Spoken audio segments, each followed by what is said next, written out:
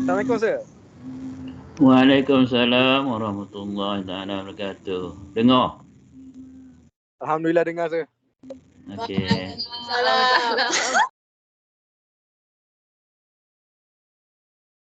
Apa khabar sir? Sihat sir?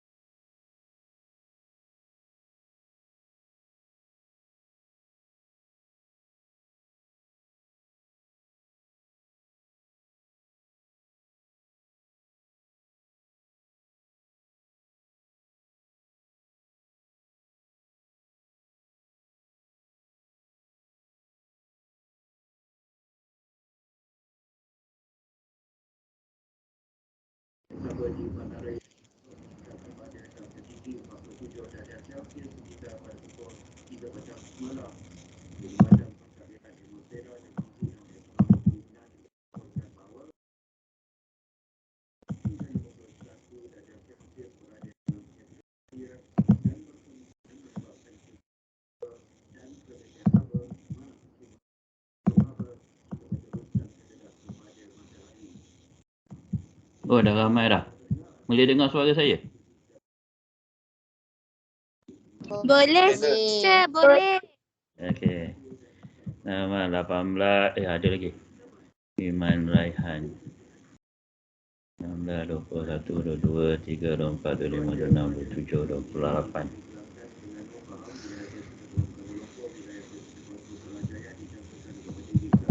Kalau saya tunjuk ni nampak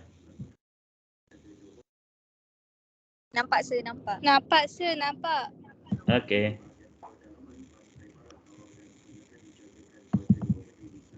Itu jawapan tak nampak.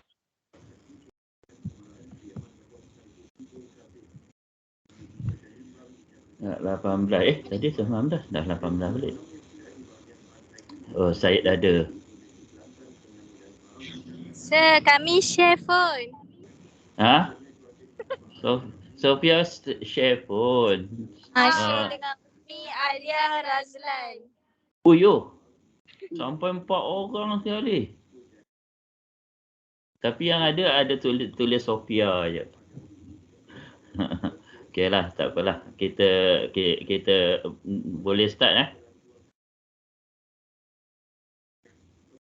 Boleh. Pasal macam kelas pagi tadi dia dalam masa sejam je habis ni. Dia teori je. Jadi kita start awal, kita boleh balik awal lah. Okey. hari ini kita buat teori je. Minggu lepas saya ada cerita berkenaan dengan calculation. Kita masuk PGS. Kita dah buat nombor 3 punya IP, nombor 4 punya IP kita dah completekan. Dengan nombor 5 saya tak tengok, sepatutnya saya tengok hari ni, tak apa, kita hold untuk minggu depan insya-Allah. Kalau dapat saya tengok minggu depan lah, kita masuk sekali dengan calculation untuk subcontract. Hari ni kita tengok teori sahaja. Jadi itu yang kita akan buat untuk hari ni lah. Okey. Siapa yang tak ada? 16 pula. Ada kurang pula. Pusri okey?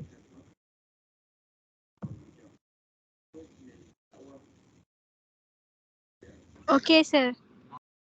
Oh, Putri okey. Oh, dia dekat sini. Okey. Alright.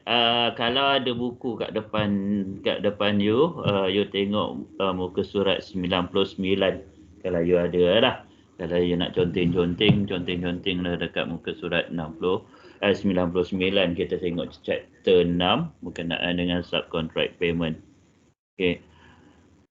Alright, saya tak nak baca clause by clause, tapi saya akan beritahu apa yang dikehendaki bila kita baca dalam clause, apa yang kita nak kena cari. Okay, on theory part lah, on calculation part minggu depan kita akan tengok. Okay, sebelum kita pergi kepada apa yang kita nak cerita.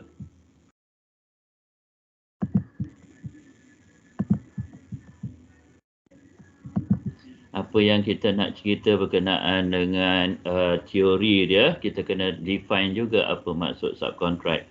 Subcontract biasanya yang kita tahu, dan kita belajar basically main contract, iaitu kontrak antara klien dengan main contractor. Okay? Tetapi bila main contractor, kebanyakan masa dia tak buat kerja dia sendiri. Okay? Tu dia belajar masa construction law. Okay, bahawa dia akan ada basically orang bawah dia yang akan membuat beberapa kerja untuk dia. Okay, jadi dia akan engage satu kontrak lagi dengan another party. Okay, bila dia engage dengan another party, yang itu kita panggil main contractor engage kepada kontraktor lain, itu kita panggil subcontract work. Okay, jadi di subcontract akan bekerja di bawah main contractor. Untuk klien itu yang terjadi. Okay, right? Itu yang kita kena fahamkan mula-mula. Okay, basically kalau kita tengok dalam buku tu, dia kata dalam buku saya tu dia kata basically subcontract ada dua. Okay, dua kategori subcontract. Okay, satu kita panggil subcontractor dan satu kita panggil supplier. Apa yang beza antara subcontractor dengan supplier adalah subcontractor dia kerja di bawah main contractor, tetapi dia supply material dan dia install material tersebut. Okay, jadi subcontractor adalah yang supply material dan dia install that material. Satu lagi type of subcontract adalah supplier. Supplier kat sini dia akan supply sahaja material, tetapi yang installkan material tersebut adalah main contractor. Okay, jadi dia cuma supply material sahaja. Okay, jadi kedua-dua ni important dalam kita punya penceritaan nanti. Okay, however, kedua-dua subcontractor dengan supplier kita ada dua type lagi. Okay, dua type lagi. Kita pecahkan kepada dua type lagi. Jadi subcontractor atau supplier dia ada domestic, dia ada nominated. Okay, dia ada domestic, dia ada nominated. Yang bahagian domestic ni basically kalau kita dalam construction economy, kalau kita cakap pasal domestic, dia adalah local. Okay, maknanya semua yang within dalam negara yang supply itu dia punya ekonomi dalam negara, kita panggil domestic. Dengan yang kita deal dengan overseas, kita panggil dia international. International economic. Dalam construction contract dia different. Maksud domestik adalah basically main contractor yang akan ambil this contractor atau this supplier kerja, dan juga dia bekerja di bawah, dia akan berkontrak dengan dia. Jadi itu adalah basically kerja domestik. Dia berkontrak dengan main contractor, di mana dia sendiri yang ambil this contractor kerja. Walhal untuk nominated pula, dimaksudkan oleh nominated adalah contractor, subcontractor atau supplier ni diambil kerja oleh government atau employer. Diambil kerja oleh government atau employer, tetapi dia kena bekerja di bawah main contractor dan dia berkontrak under main contractor. Jadi kontrak untuk untuk subcontractor dan supplier, kedua-duanya domestik dengan nominated adalah di bawah main contractor. Tetapi siapa yang ambil kerja, itu yang paling penting. Perbezaan antara domestik dengan nominated. Yang diambil untuk domestik, yang ambil kerja main contractor sendiri. Untuk nominated, yang ambil kerja adalah the client. The client yang ambil kerja. Jadi itu perbezaan antara domestik dengan nominated. Ini penting sebab apa? Sebab bila kita cerita pasal domestic subcontractor, pada klien dia tak wujud. Pada klien dia tak wujud. Sebab main contractor sendiri ambil. Itu maknanya main contractor punya hal lah. Kalau anything problem with the work, domestic subcontractor buat kerja, buat salah buat kerja, atau supplier, domestic supplier salah bagi material, maka yang akan dimarah adalah main contractor lah. Kita pinpoint kepada main contractor dia yang bersalah. Dan kontrak antara main contractor dengan this domestic subcontractor atau this domestic supplier is a very simple contract yang kita panggil quotation. Dia quotation je, satu line kat belakang saja. Semua all in ada kat situ. Jadi kita sebagai consultant atau employer tak akan ambil tahu pasal domestic subcontractor. Untuk nominated subcontractor, lain cara dia. Lain cerita dia. Oleh kerana nominated subcontractor ini diambil kerja oleh employer, maka main contractor mungkin tak berapa minat dengan apa yang telah dinominatkan. Tapi dia akan ada cara lah dalam kontrak yang saya akan terangkan dalam kontrak apa yang boleh main contractor buat kalau dia tak suka this nominated subcontractor. Jadi this nominated diambil kerja oleh government atau employer. Tapi still dia kena menjalankan kontrak di bawah main contractor. Jadi kontraktor adalah dengan main contractor. Still sama juga dengan domestik, maka kalau ada kesalahan subcontractor, yang kita akan salahkan adalah main contractor itself. Kita akan salahkan main contractor, dan main contractor boleh salahkan subcontractor, tapi kena ada dia punya kontrak dia. Now, bila kita cakap pasal kesalahan mesti mengikut kontrak dia, maka kita untuk nominated subcontractor kena ada satu standard form of contract yang dipanggil standard form of contract untuk NSC atau NS. Nominated subcontractor atau nominated supplier. Apa-apa jenis kontrak pun ada. AIAC ke, PAM ke, JKR, mesti ada standard form untuk that nominated subcontractor. Dia punya trik dia kat sini adalah any terms yang kita tulis dalam nominated subcontract mestilah in line dengan apa yang kita tulis untuk main contract antara main contractor dengan klien. Mesti tak boleh bercanggah. Sama juga dengan kita punya akta lah.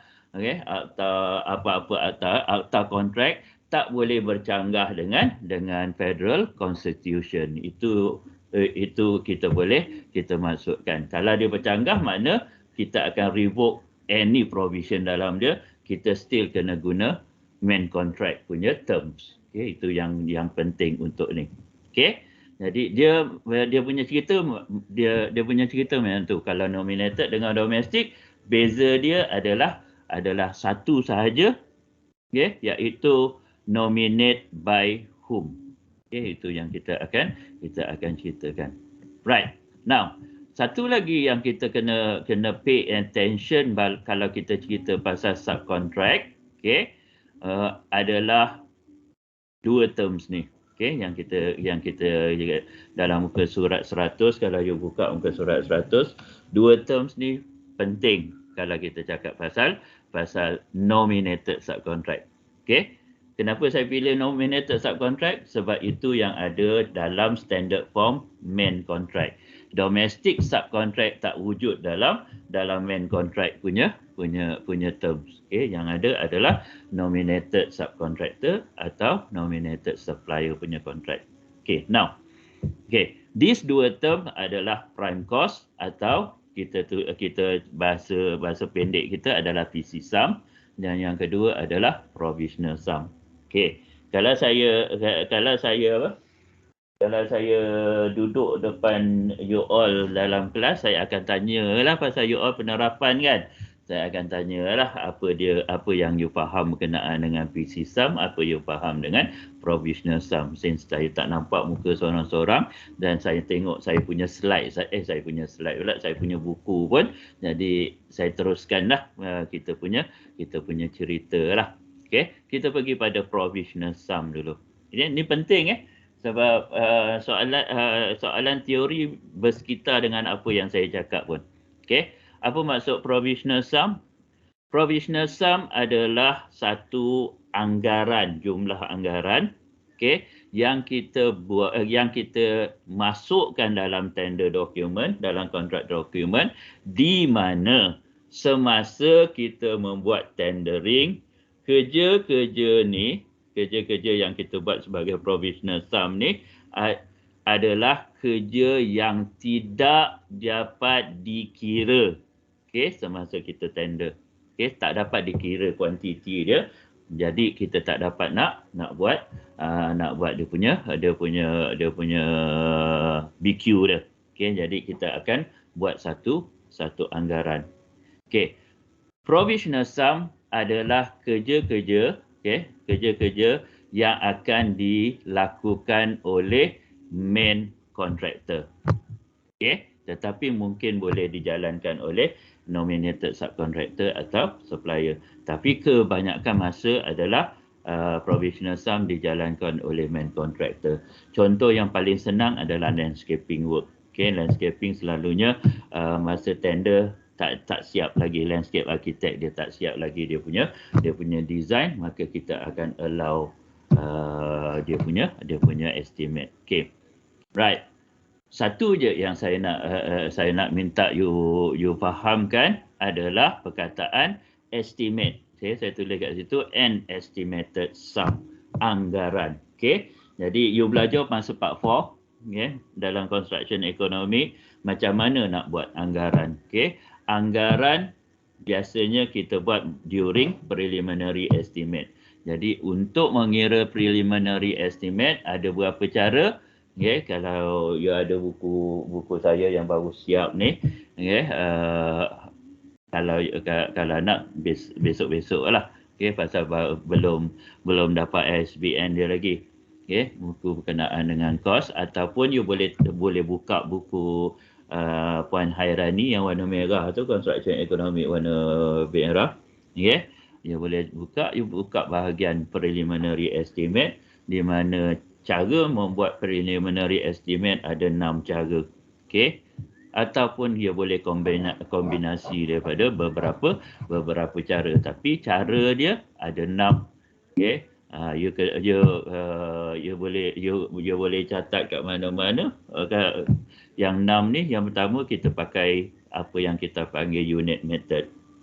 Okay, unit method. Cara unit method basically kita tengok, biasanya kita cakap per kepala lah.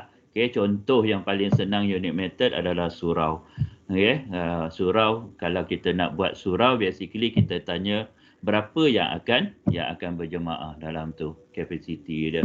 Katalah 600 orang. Jadi kita arkitek akan design for 600 prayer. Okey, jadi apa yang kita akan buat, satu orang kita nyatakan berapa ratus ringgit. Okey, itu kita lepas tu kita kalikanlah dengan 600, kita dapatlah estimated amount. That's unit method. Yang kedua adalah floor area method. Okay, floor area method tu yang you buat last semester lah. Kebanyakan masa student akan buat applied study 1. Okay, dia akan buat sebagai floor area method. Itu paling simple. Okay, kita guna pakai ECA lama. Okay, itu adalah basically floor area method. You all tak untung lah. Okay, semakkan syllabus kita akan ada cuma satu applied study je.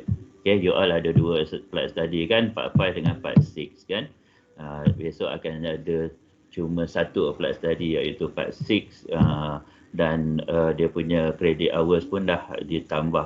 Okay, sebab jadi dia kurang sebenarnya 2 jadi patutnya 4, jadi 1 je 3 credit hours kan untuk ya kan. Jadi you all kan pasal nak buat entrepreneurship lagi lah, apa benda lagi lah kan. Jadi untunglah yang akan datang ni.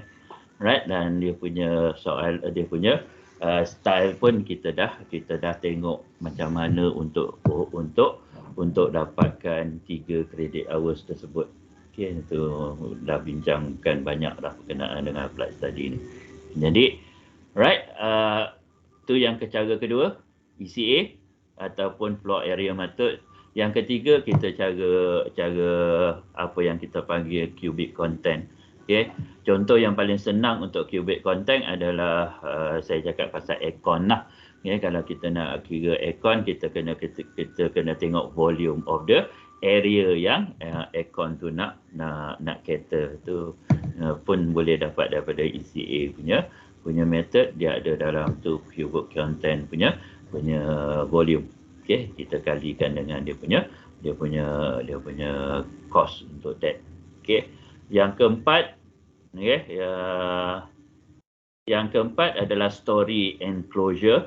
Okay, story enclosure method. Okay, yang ini based on strata lah. Satu level ke satu level mungkin dia punya estimate makin ke atas makin kurang atau makin banyak dia punya costing. Jadi multiplication tu you kena tahulah, iaitu yang cara yang keempat jarang sangat orang guna.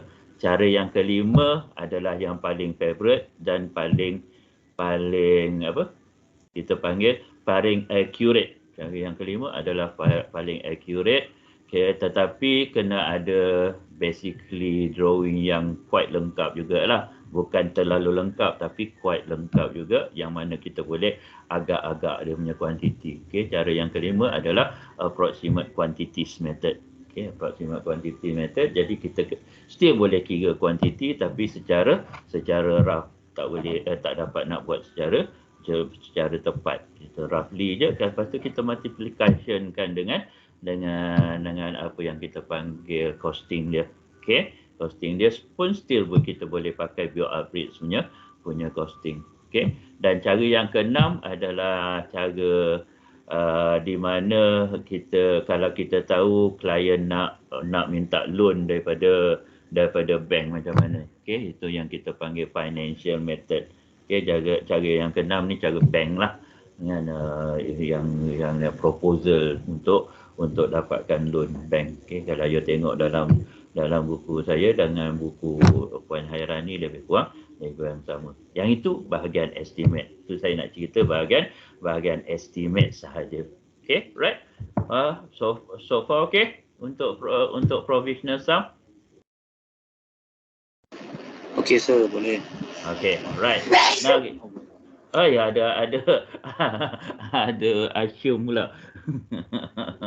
Okay, that is provisional sum. Apa beza dia dengan PC sum? PC sum yang penting kat PC sum pasal kita akan cerita pasal subcontract.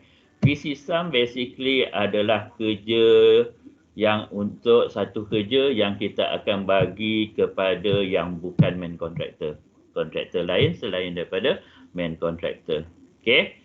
Ini biasanya specialist subcontractor kita akan bagi. Okay, specialist subcontractor yang kita akan bagi kat situ. Right? Still sama juga dengan provisional sum, still kita kena buat estimate. Okay, still kita kena buat estimate untuk that project. Tapi kebanyakan PC sum adalah M&E works. Okay, kebanyakan M&E works tapi bukan plumbing work. Walaupun plumbing work adalah mechanical work, tapi still plumbing kebanyakannya QS yang akan measure. Selain daripada tu, M&E kebanyakannya akan dijalankan oleh M&E consultant dan seterusnya dia punya subcontract. Okay, subcontractor. Ya, nak admit. Dah admit dah. Okay, alright. Itu yang tu. Okay, ada satu lagi. Okay. Hilang lagi. Ada satu lagi terms yang you all kena tahu selain daripada terms PC sum dengan provisional sum. Ada satu lagi term yang you all kena tahu yang kita panggil contingency sum. Okay. Contingencies adalah biasanya kalau contingency dalam bahasa construction industry kita panggil dia sebagai luar jangka. Okay, walaupun contingency itu bukan maksud direct dia luar jangka, tapi bahasa construction dia akan jadi luar jangka. Maknanya satu sum yang kita letakkan dekat dalam tender document atau contract document di mana kita mungkin akan ada satu additional work yang banyak dalam tu. Okay. Tapi biasanya contingencies ni dia depend on client. Okay. Dia depend on client punya requirement. Kalau kita tengok client ni basically jenis yang very fussy. Mungkin akan datang dia nak add in. Maka biasanya bagusnya kita letak contingencies, maknanya kita luar jangka lah dia punya ni. Okay, provisional contingency sum kita akan buat di dalam style provisional sum. Okay, jadi dia adalah sebahagian daripada provisional sum ni. Dan estimated sum yang kita designatekan kepada contingent sum biasanya kita buat by percentage. Okay, normally is 10%. Okay, daripada total estimated construction cost kita akan tambah dia 10% untuk contingencies. Next. Okay, tetapi you kena in mind kena take note untuk government project, untuk JKR project, there is no more contingencies. Dah lama dah berlaku. Okay, back 10 years ke, before that pun dah berlaku. Maka contingencies dah tak ada lagi wujud. Kalau applied study last semester you wujudkan. Kalau saya jadi panel memang saya komen lah on that pasal JKR. Untuk projek guna pakai JKR memang dah tak ada contingencies. Berkeliling dah keluar lama. Okay, untuk PEM, untuk projek private masih lagi ada, tapi kita kena tengok employer tu macam mana. Okay, jenis apa employer. Kalau dah biasa dengan employer dan kita tahu employer ni tak ada banyak sangat pasti, okay, jadi maka kita boleh ignore that contingencies. Kalau terlalu banyak sangat, okay, contoh contingencies yang patut ada. You tahu projek, you tahu banglo, rumah-rumah banglo yang dekat section 7 belakang, section 7 yang atas bukit nak pergi kepada section 8 rumah teres, rumah kedai kan. Lepas tu section 7 kat sini ni yang naik atas bukit tu kan ada rumah banglo kiri kanan kan. Salah satu daripada rumah banglo dia kat situ adalah rumah kebanyakannya orang-orang kaya lah banglo-banglo kat situ. Salah satu dia adalah saya dengan kawan saya buat freelance untuk kat situ, buat projek kat situ. Rumah untuk Datuk, dulu Datuk sekarang dah Tan Sri kot. Basically kerja kat situ kita kena letak banyak provisional sum, banyak contingency sum. Kenapa? Kenapa? Selalunya initial cost masa kita rundingkan dengan kontraktor, kita buat tender dan sebagainya, kita akan tahu yang akan discuss benda-benda ni datuk-datuk lah, dia punya husband lah. Tetapi during construction biasanya datin-datin lah, Puan Seri lah yang akan buat. Jadi Puan Seri dengan datin-datin ni kebanyakan dia tak suka apa yang Datuk discuss. Datuk kebanyakan dia jaga duit. Jadi dia nakkan yang kurang harga. Datin dia tak fikir pasal duit sangat. Maknanya dia akan buat VO dia banyak. Jadi kita tengok itu jenis klien yang saya cakap kena ada contingency yang banyak.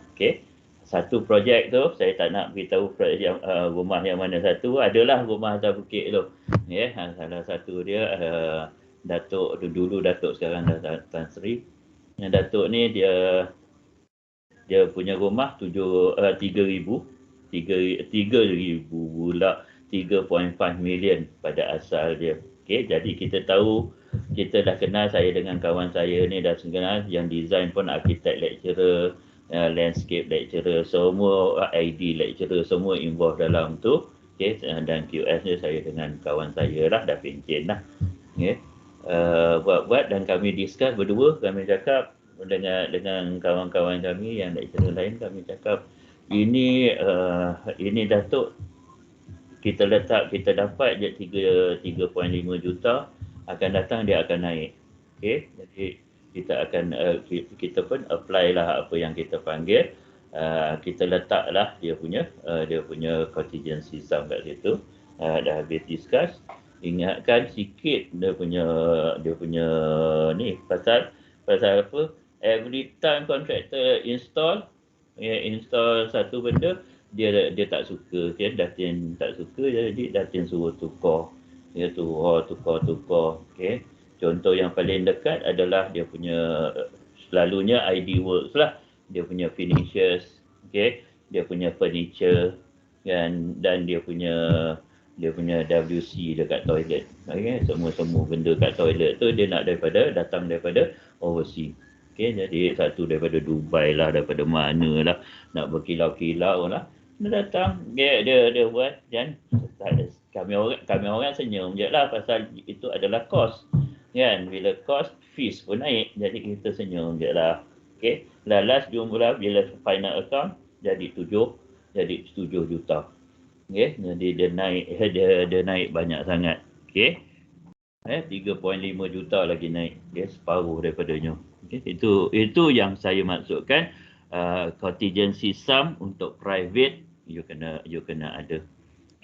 Tapi untuk public, government dah abolish. Itu dia punya cerita. 2.5, bagus. Right.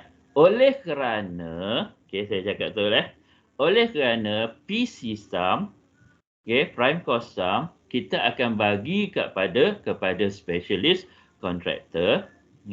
Oleh kerana PC sum kita bagi kat specialist contractor, maka main contractor kita akan cerita pasal loss of profit. Dia akan loss of dia punya profit. Kenapa jadi macam tu? Kenapa jadi macam tu? Kerana semasa kita ni, saya tak tahu you all last semester you buat pricing macam mana, walaupun you jadi contractor. Walaupun you as if you are a contractor, a tenderer untuk that project, you pun price lah. Selalu kita price guna current market rate je lah. Dia punya nak senang kan. Saya punya group pun saya cakap, alah guna macam tu je. Okey, kalau tengok soalan betul-betul last semester dia kata kena ikut kontraktor punya strategi. Dia ada perkataan strategi yang saya letakkan, saya minta Encik Is dia letakkan dalam soalan. Okey, that kontraktornya strategi. Dia front loading ke back loading ke apa tu civil contractor dia lain cerita, dia mechanical kalau dia ID lecturer dia ID lecturer pula. ID contractor dia akan dah ada strategi dia pasal semua akan bermain-main dengan VO. Okey. Now, apa secara akademik dia, secara betul dia, okey, sepatutnya apa yang main contractor buat setelah dia dapat tender dokumen daripada kontraktor daripada klien atau daripada konsultan, setelah dia dapat dia balik office, apa yang dia akan buat adalah dia akan suruh dia punya QS akan buat pricing. Okey. VQ punya pricing throughout dia akan price prime cost. Okey, apa maksud saya dia price prime cost? Dia akan includekan cuma labor cost, material cost dan juga satu lagi plant cost. 3 cost ni kita panggil prime cost. PRIME. Okay?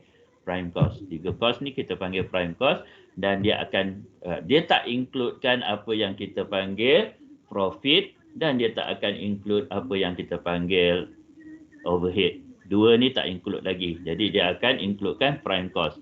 Dua ni dipanggil profit lah, profit and overhead. Okay? Profit is net profit, overhead adalah segala dia punya overhead, dia punya apa yang dia belanjakan untuk projek tersebut. Okey, kertas dia, overtime ke apa semua dia masuk dalam tu. Okey, jadi dia akan kira dia punya turnover. Okey, jadi kita masuk prime cost prime cost saja untuk permulaan. Lepas tu QS bila dah price dia dapat satu harga, okey, satu macam tender sum lah. Total sekali, dia akan pergi kepada management contractor. Jadi cuma management yang akan decide. Management of the contractor yang akan decide sama ada berapa banyak persen untuk profit yang dia nak ni. Yang dia nak untuk projek tersebut. Okey, jadi all depend pada management dan dia akan tengok dia punya turnover untuk tahun tu, untuk 3 years back dia akan tengok dia punya apa yang dia dapat, untung ke tak untung ke, dia akan kira daripada situ. Okey, jadi dia akan beritahu okey price 3% throughout. Okey, jadi QS akan patah balik akan patah balik ke dia punya table, dia akan add in semua rate, dia akan add in 3%. Okey, termasuk lump sum dia akan add in 3%. Okey, itu dia punya cerita. Tapi tak termasuk untuk PC sum dengan untuk provisional sum dia akan masuk. Sepatutnya itu adalah part bila dia calculate semua, itu adalah salah satu part dia. Okey, now that 3% ada dalam basically dalam dia punya work untuk that PC sum, kerja PC sum. Jadi apa yang jadi kat situ adalah bila kerja ni dibagi kepada kontraktor lain, dia akan bagi termasuk profit yang dia sepatutnya dapat. Jadi dia loss kat situ, kita panggil loss of profit. Jadi kita kena bagi balik that profit, kerana that profit adalah untuk main contractor punya. Okey, jadi itu yang bila PC sum, kebanyakan PC sum, kita tak cakap pasal provisional sum kita cakap pasal PC sum. Provisional sum ni dalam kontrak dia tulis PC and provisional sum. Jadi bila you baca kontrak you akan confused. Tapi kita dah define PC, apa beza antara PC sum dengan provisional sum. Jadi bila you baca kontrak yang ada perkataan profit dengan attendance, basically adalah untuk PC sum, bukan untuk provisional sum. Okey, jadi itu ia akan confuse dekat situ sebab nanti saya cerita saya beritahu apa kenapa dalam kontrak dia ada PC sum dan provisional sum untuk kedua-dua dia. Alright? Okey, that's cerita pasal profit. Okey? Dia jadi kita oleh kerana itulah oleh kerana this sum ni, this sum kita bagi kat kontraktor lain lah, yang main kontraktor akan hilang dia punya profit. Okey, kalau dia tender untuk kalau ada adjustment kat situ, kalau dia yang masuk, dia boleh includekan dia punya 3% profit. Sekarang ni dia tak dapat nak buat macam tu dan dia akan loss dalam kerja tu punya profit. Okey, jadi apa yang terjadi kat situ, dia jadi macam tu. That is for profit. Okey, untuk yang kat bawah pula, dia tulis yang bahagian B tu, dia cerita pasal attendance. Bila kita cakap pasal attendance, kita tak macam attendance pergi kelas masuk datang-datang, okey, sign attendance, okey, kita dah attend, okey. Cukup tak 80%. Kalau tak cukup 80%, kena dapat surat warning, okey, suruh datang.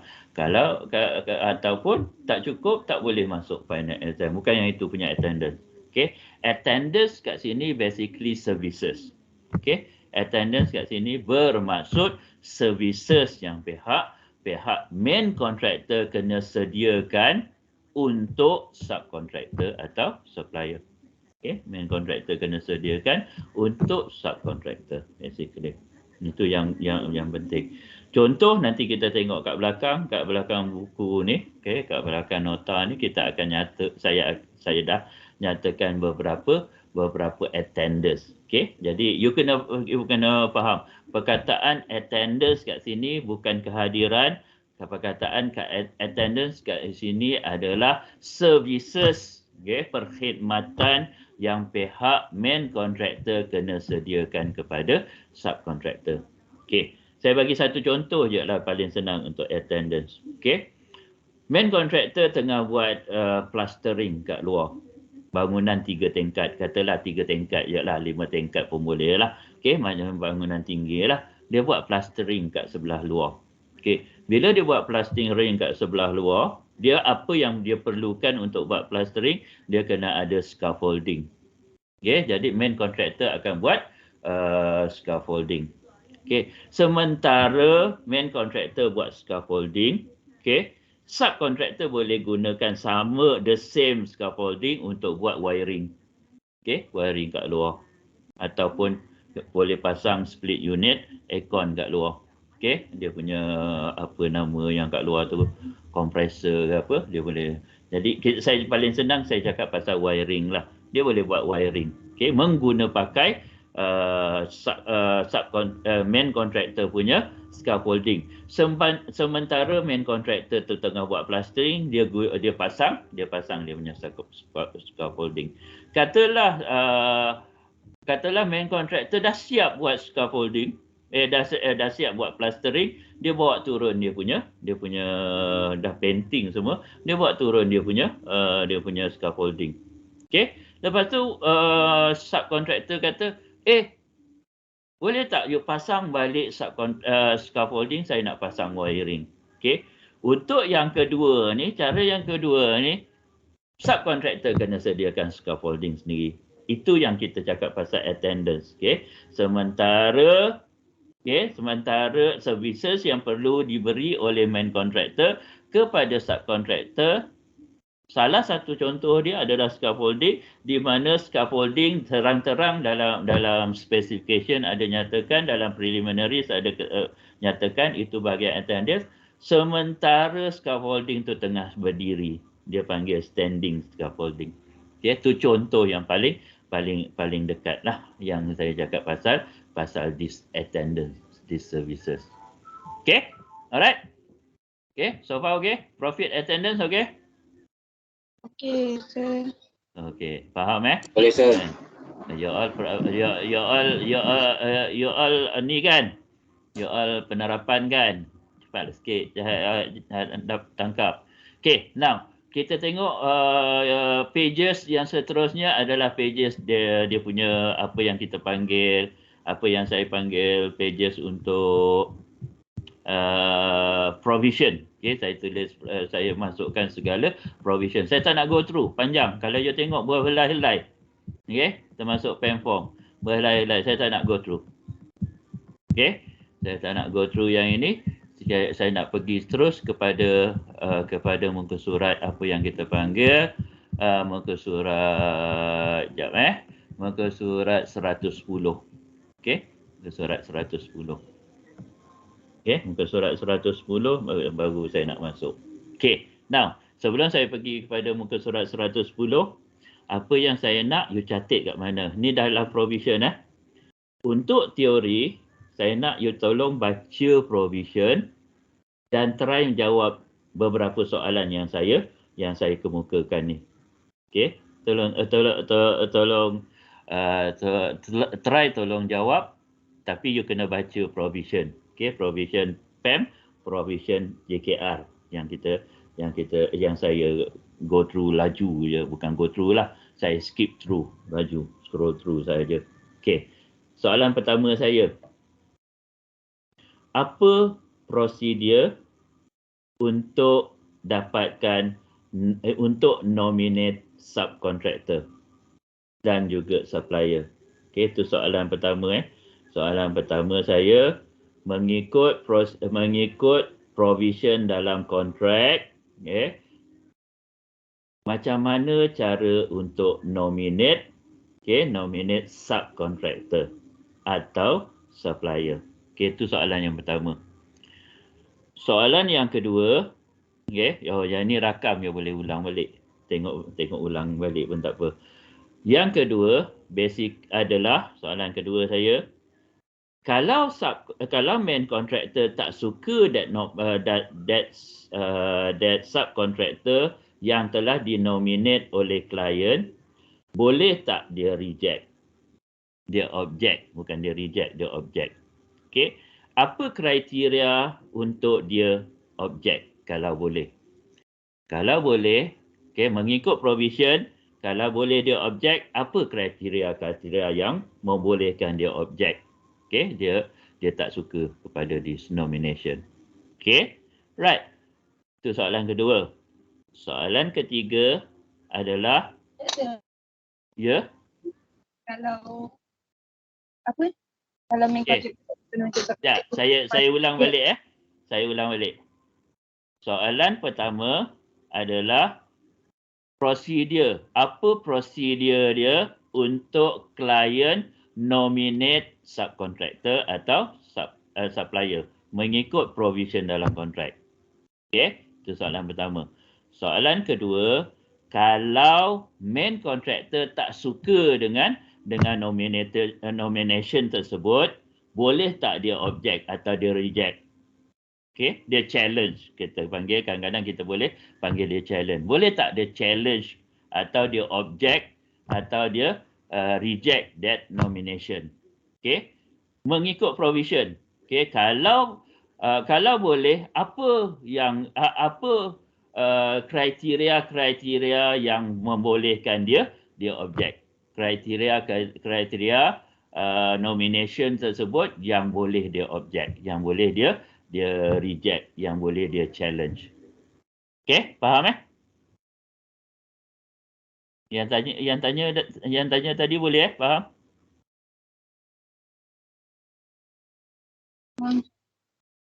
Okey, boleh? Okey, itu yang kedua. Yang ketiga, pasal saya dah baca provision dia ada dalam provision. Yang ketiga, kalau kontraktor berjaya untuk object, untuk tak setuju dengan nomination tersebut dan berjaya, macam mana cara untuk membuat renomination? Okey, macam mana cara untuk membuat renomination? Boleh? Okey.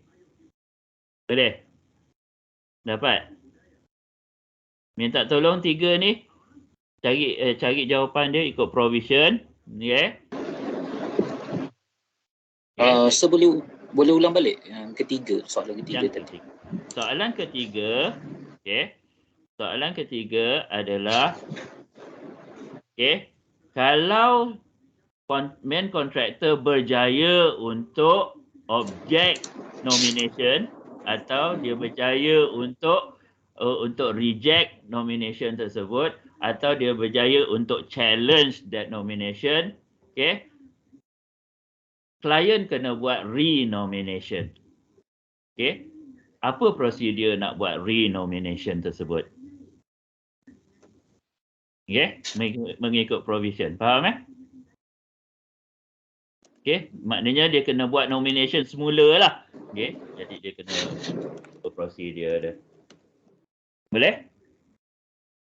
Right. Saya nak minta tolong 3 untuk soalan teori berkenaan dengan subkontrak, 3 soalan ni favorite. Okey, tapi kadang-kadang tak semua keluar lah, kadang-kadang 1 je keluar. Tapi soalan ni favorite. Saya tak tahu pasal semester ni sebab saya tak dapat nak jenguk soalan untuk PP46. Okey, pasal dia orang pun masa saya discuss measurement part 4 dengan measurement part 1 saya tengok dia orang pun masih lagi berdiskusi pasal soalan. Saya pun tak tahu apa soalan yang keluar. Tapi kalau subkontrak punya teori keluar, 3 soalan ni di antara soalan yang favorite. Okey, alright. Lepas tu saya sambung lagi Itu 3 yang favorite. Saya sambung lagi yang kita dah belajar tadi. Biasanya apa maksud provisional sum? Apa maksud PC sum? Okey, itu yang kita cakap. Apa maksud provisional sum? Apa maksud PC sum? Okey. Now, 2 soalan ni you catat lagi. Okey, tak catat pun tak apa pasal yang ini rekod. Okey, bila rekod kita akan tengok balik lah. Okey. Right. Kita cakap lagi provisional sum biasanya kita akan bagi kepada main contractor. PC sum kita akan bagi kepada specialist subcontractor. Okey, lepas tu kita ada profit, kita ada attendance untuk PC sum. Now, saya buat satu soalan. Okey, saya buat satu soalan di mana untuk PC sum boleh tak main contractor yang masuk sebagai tender untuk that work untuk PC sum. Kalau main contractor berjaya, macam mana kita nak buat? Okay, right. Saya cakap tadi PC sum adalah untuk subcontractor. Dan dalam kontrak kita ada PC sum itself, kita ada profit, percentage of profit dan kita ada attendance. Okay, right? Ini 3 ni kena ada dalam PC sum. Now, main contractor kata, aku boleh buat kerja tersebut. Okay, bila dia cakap dia boleh buat kerja tersebut dan dia ada capacity, dia ada head, subhead dia untuk buat kerja tersebut, dia pun masuk tender. Okay, bila dia masuk tender, dia menang pula tu tender tersebut. Okay, boleh tak dia buat kerja tersebut? Jawapan dia boleh. Tetapi kita kena buat sesuatu dengan PC sum tersebut. Okay, kita buat sesuatu kepada PC sum tersebut. Okay, apa yang kita kena buat adalah oleh kerana main contractor yang akan buat PC sum, as if PC sum tu adalah provisional sum. Saya cakap lagi sekali Bila PC sum tu yang berjaya menender dan yang berjaya masuk adalah main contractor, okay, right? Kita kena buat sesuatu kepada PC sum, kan? Kenapa? Sebab PC sum tu kita nak bagi pada nominated sebenarnya, tapi yang berjaya main contractor. Jadi bila main contractor berjaya, PC sum tu kita akan anggap dia adalah provisional sum. Okey, kita akan anggap dia sebagai provisional sum. Kita kena ingat PC sum ada profit, ada attendance. Profit untuk siapa? Untuk main contractor. Attendance untuk siapa? Untuk subcontractor, tapi main contractor kena sediakan. Jadi itu adalah main contractor punya duit. Okey. Jadi bila main contractor kena berjaya, profit dah tak ada lah sebab main contractor dah akan buat detail of the BQ untuk akan price the detail inclusive of dia punya profit. Jadi kalau kita bagi profit kepada main contractor, dia akan jadi double profit, which is tak bagus untuk klien. Jadi kita akan adjust PC sum kita buang profit. Attendance pula, takkan main contractor nak sediakan services untuk main contractor kan? Jadi that services, that attendance juga kita akan buang. Okey, jadi untuk pertanyaan boleh tak main contractor masuk sebagai tender untuk buat kerja PC Sam, jawapan dia boleh, tetapi adjustment dia main contractor tak akan dapat profit, tak akan dapat attendance. You solely macam PC Sum tu adalah provisional sum. Jadi apa yang kita akan buat during final account? Okay, kita akan omit PC Sum, kita akan omit profit, kita akan omit attendance dan kita masuk segala harga yang main contractor telah price kan. Okay, right? As if dia adalah provisional sum tapi kita tak convert dia kepada provisional sum lah. Okay. Now, tu soalan yang keempat tadi 3 soalan, lepas tu kita cakap basic soalan adalah apa dia provisional sum, adalah PC sum. Tapi soalan keempat saya adalah boleh tak main contractor masuk kerja untuk PC sum dan mana apa prosedur dia. Okey, apa yang akan dia punya efek dia macam mana. Okey, now soalan yang kelima. Ini soalan last daripada saya. Okey, soalan yang kelima adalah berkenaan dengan provisional sum. Kita cakap tadi provisional sum adalah untuk main contractor.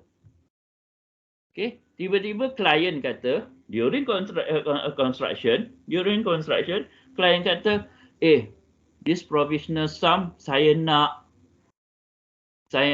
certain contractor lah yang buat, dia ada specialist lah untuk buat benda ni. Boleh tak kita nak bagi dia? Cakap kepada dia cakap kepada consultant. Biasanya dia akan cakap pasal contract manager lah. Contract manager dia siapa? QS lah. Okay? Dia akan tanya QS. Apa yang QS akan buat? Apa yang kita akan buat? Dia tanya, boleh tak, dia punya soalan, as if soalan dia, boleh tak this provisional sum jadi PC sum? Okay? Boleh tak provisional sum jadi macam provisional sum jadi PC sum? Tapi dia punya kenyataan tu macam tu lah. Okay, now, boleh ke tidak? Jawapan dia boleh. Tetapi, you kena cakap dengan klien. Tetapi, bila kita keluarkan this work kepada kontraktor lain, main contractor akan loss of profit. Okay, dia akan loss of profit. Tak fair untuk main contractor. Jadi, kalau kita bagi kepada kontraktor lain, kita kena add in profit. Okay, kita kena add in profit. Dan juga satu lagi, kita tak nak main contractor dengan subcontractor bergaduh. Siapa yang akan sediakan services untuk subcontractor buat kerja. Jadi kita kena add in satu lagi yang kita panggil attendance. Okay, jadi cakap dengan klien, boleh you nak bagi pada subcontractor yang lain.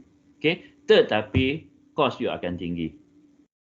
Okay, tapi cakap dengan dia, cost you akan tinggi sebab apa? You kena add in profit, you kena add in attendance. Okay, itu je cakap dengan dia.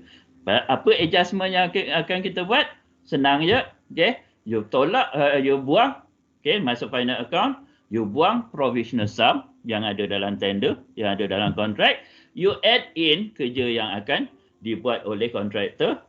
Okay, that subcontractor punya breakdown tu you masukkan, dan last kali you masukkan profit kepada main contractor dan juga attendance kepada main contractor. You kena masukkan yang itu yang akan menjadikan dia tinggi. Now, saya cakap profit kan? Profit biasanya kita akan pakai percentage.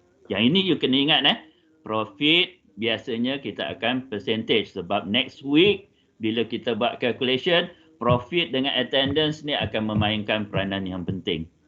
Okay, jadi profit akan based on percentage. Percentage of what?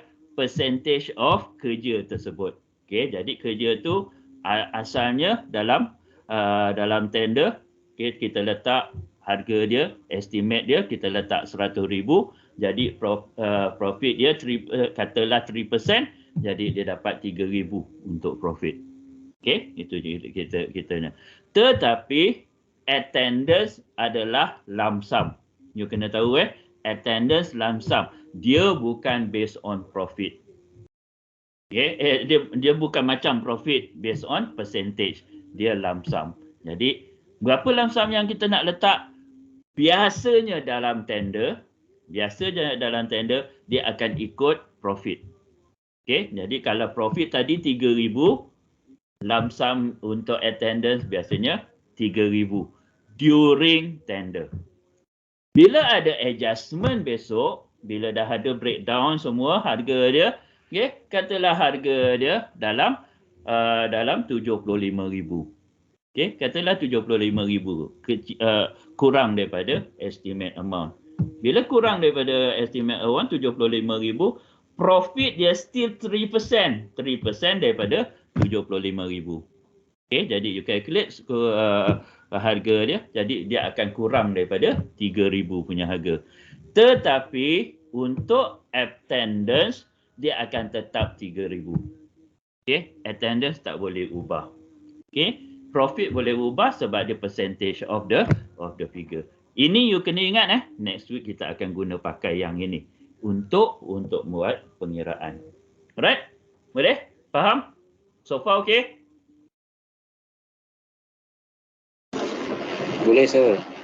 Okay. So far okay. Now, kebanyakan tadi kita cakap pasal nominated subcontractor. Okay? PC sum untuk nominated subcontractor. Now kita akan cerita pasal PC sum untuk supplier. Okay, you kena ingat subcontract ada dua, satu subcontractor, satu supplier.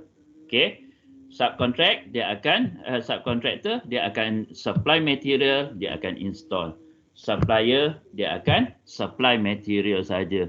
Yang install adalah apa yang kita panggil main contractor. Jadi apa yang terjadi kat sini untuk nominated supplier, okay, kita akan guna pakai perkataan fixed only. Nampak saya tulis tu perkataan besar ni, semua whole word dan saya boldkan perkataan fixed only. Fixed only adalah kerja main contractor. Main contractor yang akan fix. Supplier akan supply saja. Fixed only adalah kerja-kerja main contractor. Jadi main contractor akan buat kerja-kerja A sampai E ni. Okay, dia akan taking delivery, unloading, taking from store, assembling and fixing dan returning all chargeable packing, carriage paid dan sebagainya. Ini semua kerja main contractor. Jadi dalam tender document kita akan tulis kat bawah fixed only. Okay, PC sum adalah untuk supply saja. Okay, fix adalah datang daripada main contractor. Okay, yang ini saya cakap tadi muka surat 111 ni yang saya cakap tadi adalah attendance. Attendance ni saya ambil daripada standard specification for building works dalam standard specification. Okay, yang saya cerita tadi adalah mana standing scaffolding nombor 2 ni. Nombor 2 adalah perkataan standing scaffolding tu yang saya ceritakan. Dia ada banyak dia ada 10. Okey, dia ada 10 jenis services yang dia kena tahu. Okey, yang ini tadi tadi adalah apa yang attendance daripada pihak main contractor. Okey, yang ini adalah apa yang patut dibuat oleh subcontractor. Okey, ini apa yang patut dibuat oleh subcontractor. Now, right. Bahagian payment to subcontract kita akan tengok next week. Okey, yang ini adalah payment. Okey, jadi kita akan tengok next week dia. Okey. Dan ni muka surat 113 adalah contoh description yang kita kena letakkan dalam kita punya tender document. Okey, Saya tahu pasal last semester ada lecturer, ada facilitator dia tanya saya, okey, betul tak student dia buat PC sum, provisional sum, dia punya perkataan yang macam tu. Saya cakap last semester adalah yang saya cakap ada salah. Okey, jadi ini cara yang betul kita buat PC sum dengan provisional sum. Okey, yang ini PC sum, kita cakap provide PC sum berapa ringgit untuk apa jenis kerja tersebut. Bila kita cakap supply and fix, this is nominated subcontractor dia punya. Okey, lepas tu to be nominated, okey, ada perkataan nominated tu penting, dan to be expended maknanya dibelanjakan, okey, as directed secara keseluruhan atau sebahagian daripadanya. Okey, kalau keseluruhan maknanya harga dia akan 15,000 atau lebih. Okey, kalau sebahagian daripada dia akan kurang, dia ada omission kat situ sebahagian daripadanya. Okey, lepas tu kita kena allow profit by percentage. Jadi 3% daripada 15,000 baru letak sebelah dia. Untuk attendance dia lump sum. Okey, untuk attendance dia lump sum. Okey, alright. Okey, itu adalah PC sum untuk subcontractor. Mari kita tengok PC sum untuk supplier. Okey, PC sum untuk supplier dia tu kita bagi provide macam contoh dia adalah ayam manggri. Saya bagi contoh ayam manggri sebab ni projek saya dulu yang ayam manggri dia. Oleh kerana dia punya harga dia antara satu jenis dengan satu jenis ayam manggri terlalu besar sangat, jadi klien kata saya nak fix kepada satu jenis ayam manggri iaitu Yale. Dia kata ambil supplier ni, dia yang akan buat. Jadi kita akan panggil DEX ni, tapi fixing dia main contractor. Jadi kita ada fixing PC sum berapa ringgit, okey, kepada untuk ayam manggri to be supplied only. Ni nampak perkataan supply only, maknanya tu adalah supplier saja. Okey, yang lain semua samalah, expanded, okey, wholly atau in part. Okey, now untuk PC sum supplier, dia ada profit sebab main contractor akan loss of profit, tetapi dia tak ada attendance. Kenapa? Sebab fixing dia adalah main contractor sendiri. Takkan dia nak dia yang nak install, dia nak cari services, permintaan untuk install. Jadi untuk supply tak ada attendance sebab main contractor yang akan fixing. Lepas tu kat bahagian bawah sekali fix only, kita akan ada contoh. Ni contoh lah. Contoh salah satu daripada ayam manggri, kita akan tulis fix only. Okay, fix only governance. Ni adalah satu number dan kita akan flyer. Apa kontraktor kena hargakan kat sini? Kontraktor kena hargakan kat sini cuma dua sahaja. Plant cost. Okay, plant cost dan juga labor cost. Labor and plant. Kalau plant tu kalau ada. Okay. Material punya cost tak boleh letak kat sini. Okay. Rate dia tak boleh inclusive of material sebab material tu di-supply oleh nominated supplier. Okay. Itu yang kita kena tahu. Lepas tu kita kena kalikan. Okay. That's adalah untuk nominated supplier. Jadi nominated supplier kita ada provisional untuk ni. Okay. PC sum dia. Profit. Dia tak ada attendance. Attendance tu diganti dengan fix only. Okay. Attendance tu diganti dengan fix only yang akan dibuat oleh main contractor. Untuk provisional sum, okay, contoh yang paling saya buat kat sini adalah landscaping lah, kan biasanya landscaping ni drawing waktu tender tak ada. Okay, landscaping ni dia tedious sikit. Nama pokok pun tahulah, kan, nama saintifik untuk pokok pun saya pun tak tahu. Saya tahu pokok-pokok nama Melayu lah, kan, yang kita tahu apa tu, bunga tai ayam lah, apalah, itulah kita tahu. Tapi tak sedap lah nak letak dalam kita punya dokumen bunga tai ayam tu, kan. Jadi kita buatlah nama saintifik dia kan, apa benda akasia, apa benda entah, tengoklah, okey, kita akan. Tapi selalunya dia tak siap drawing. Jadi kita akan letak dia. Landscaping ada dua jenis, satu softscape, satu hardscape. Yang hardscape tu lagi tedious lah untuk landscape architect buat. Okey, jadi itu jadi kita akan buat provisional sum. Okey, yang ini adalah untuk contingency sum.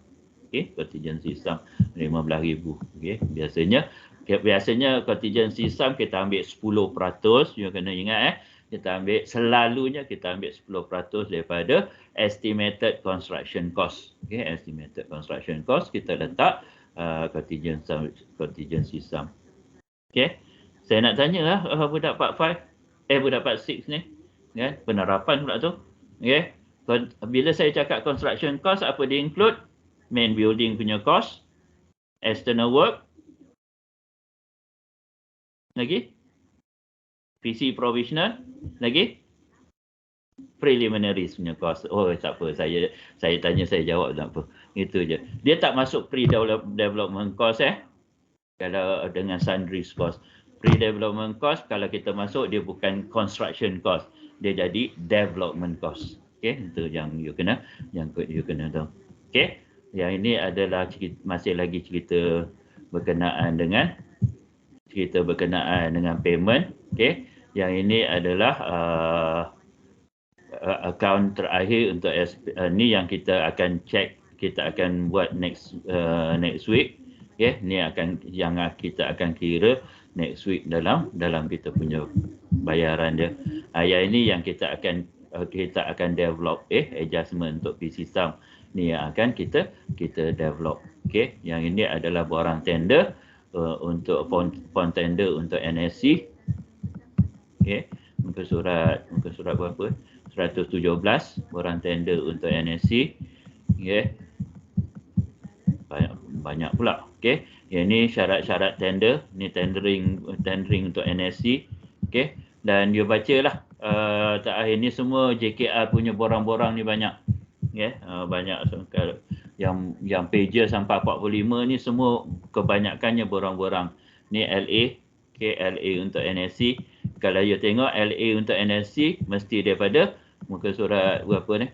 Muka surat 129. Kalau you tengok LA dia, letter of acceptance dia mesti daripada main contractor kepada subcontractor.